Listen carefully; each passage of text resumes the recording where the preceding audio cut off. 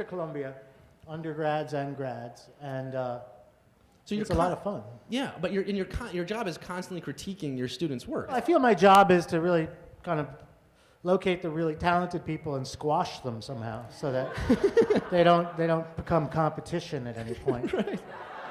Not a lot of, there aren't a lot of slots, No, exactly. You got to hold on to what you have, really. Yeah.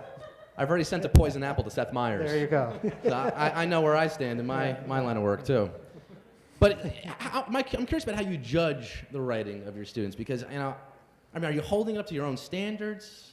No, I mean, the real answer is I'm trying to help them become the writers they want to be.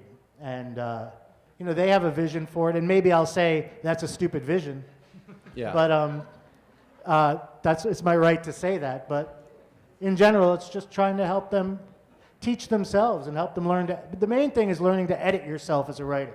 Right. Because I think like a lot of people write stuff and it's good and they don't want to revise it and they just sort of say, well, that's that, and I'm moving on to the next thing, and that's not going to pay off in the long run, I think. I just don't know how you judge good writing. I don't know. Yeah, for me, I'm just looking for life on the page, and often that's just a charge in the language. Somebody's using words not in an obscure way, but just in a way that I haven't heard before. In a way you can hear a band play, the kind of chord progressions you've heard before, but there's something different in the sound. There's something different in the way, the angle of their approach that seems, suddenly new. And that's what excites me.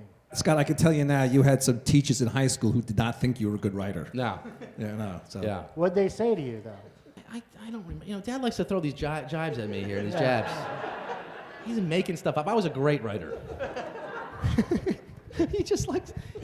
This is when he's flailing. He likes to criticize. Yeah, you invited him here, right? Yeah. It's kind of on you. He sort of invites himself at this point.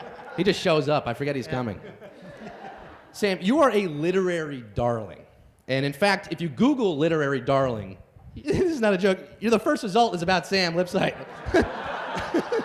Literary darling, Sam Lipsyte. You bet you didn't know that. No, I didn't.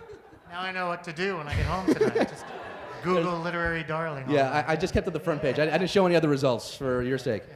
How do you feel about being adulated and all this praise heaped on you when so many of your characters, and I have to partly assume you yourself, since a lot of these characters are created from your ribs, so to speak, are losers and failures and struggling to find success in life? Well, that's a pretty new entry, Yeah. That's what I'm saying. It's a transition you've probably had to make. Well, yeah, I mean, I spent a lot of time first just sucking. Yeah.